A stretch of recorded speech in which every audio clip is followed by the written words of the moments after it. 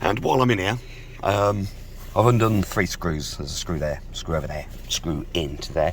Undo them, and this comes forward. Because I've got the creaking dash noise. So, let's get this cable off here. Screwdriver.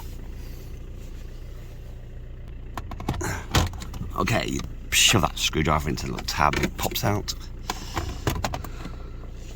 Right, get that out of the way. And here we have a pipe. I'm going to get the flash on 1 second. In here then is a tube, the tube that goes over here. That's the one apparently that's creaking and stuff. I mean, yes, it is loose.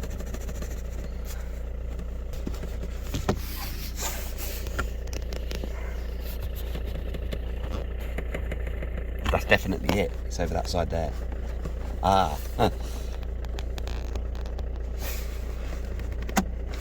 That's interesting. It's not clipped on correctly.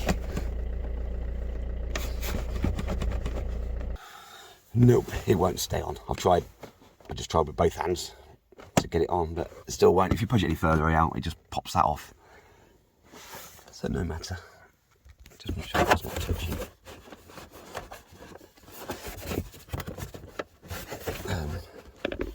There's actually a bit of foam in there. Anyway, I'm gonna wedge it down. Right, I've managed to find this that my new stereo came in. I'm sure I can make use of that somehow.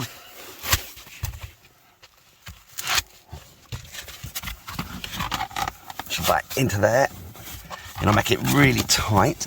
All right, now check this out. Look at that. There you go. It was too thick really to go in there, which means it's really, really tight in there now. And that should stop all the cracking and everything as I'm driving along, because that is not going to move at all now. I've just found, got a vent. The vent on the top here, that's that tube there. And that's loose as well. Right, so a bit more foam needed to go between that one and the top.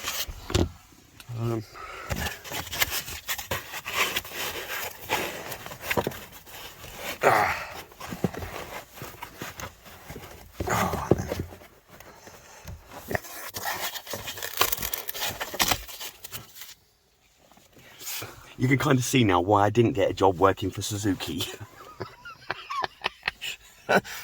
Yeah, you can take it to main dealer and get them to do this for you. But I bet it don't end up looking like this professional job, you know.